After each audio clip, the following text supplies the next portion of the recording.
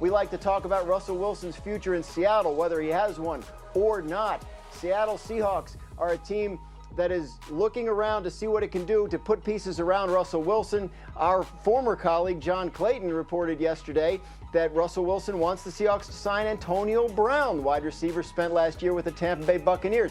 This is not a new thing for the Seahawks. They looked into Antonio Brown 2 off seasons ago, and last offseason weren't willing to go the distance that the Patriots and then the Buccaneers were to sign him, so we'll see if that's different this time around. It's an interesting one because we talk about the Buccaneers trying to bring that whole team back together again, but by franchise tagging Chris Godwin, maybe AB becomes the odd man out. Dan Orlovsky, how do you like to fit Antonio Brown with Russell in Seattle?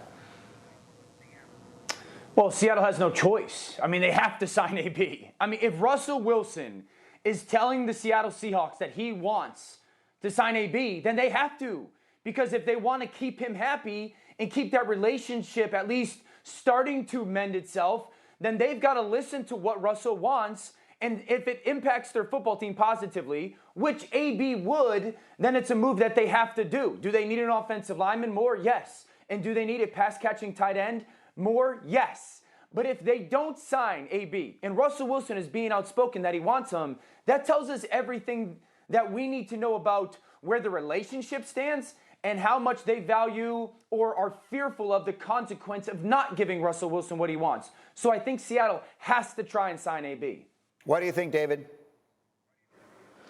Well, I think AB is not a fit for every locker room. What does AB have to have? He has to have a great quarterback that has a lot of respect, a lot of clout in the locker room that, I don't talk to him. I don't punk that dude, okay? I don't say throw me the dang ball and get in his grill. He ain't going to do that with Russell Wilson. Russell Wilson is the ultimate leader. He is so good at that. He's so good at handling people, handling teammates.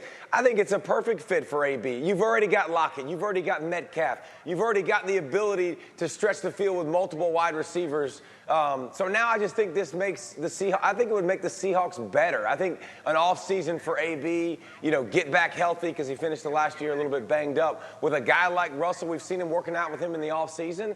I think it would be great because of the strong leadership of Russell Wilson. I think it would be a good fit. Graziano, what would we expect here regarding timing?